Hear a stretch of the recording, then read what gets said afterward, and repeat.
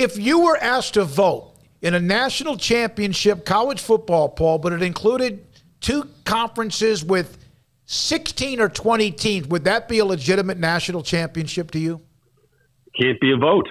It can't be a vote. I mean, that's why you've got to have an expanded playoff, and you needed an expanded playoff from the get-go. I mean, you've got to forget the notion of the bowls. The bowls are done. The bowls are an anachronism. They really are. And, I did see ESPN had that piece about 3 weeks ago or so, where they talked about using the bowls to begin the season. I would be in favor of that. That works for me.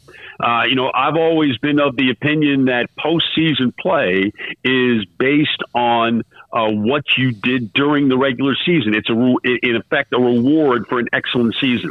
Whether that's 8 or 9 wins, you tell me what that is. 7-5 doesn't quite cut that for me in a 12-game season. So, you have to be able to expand the bowls. They had it. They really did have it right last year. Bob Bowlesby and Craig Thompson, the Mountain West, and those people who worked on the notion of the play. Greg Sankey at the SEC. The 12-team system worked. You had the buys for the best teams in the first round, and you have the possibility of very intriguing games in the first round, on campuses leading in. And to me, that made a lot of sense. That the ACC, the Big Ten, and the Pac-12 were stupid enough to be so short-sighted. And that's the issue in college football, period. Everybody is looking at in their own fiefdom and really in their own silo, and there's no one to look at the big picture, which is why you have to have someone look at the big picture for them.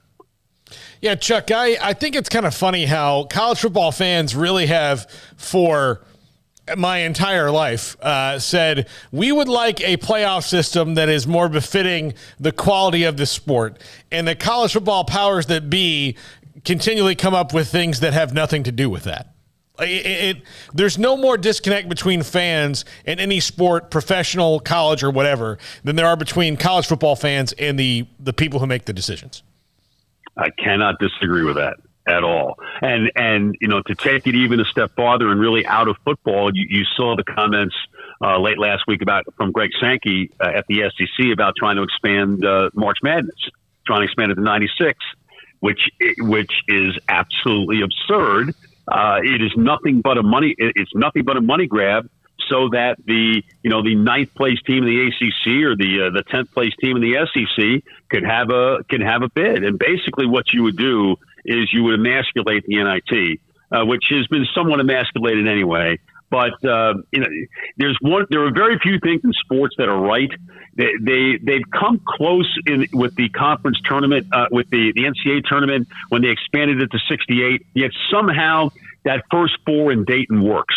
Right? It never looked like it would work, but it does work. But there's something that leads into the tournament starting on that Thursday and going for 3 weekends. You go to 96, you can't do that. I mean, it becomes even longer played out. So don't mess with that. And yet again, it's a conference commissioner or conference commissioners, looking at their own world and trying to see what's best for them and not necessarily what's best for the sport.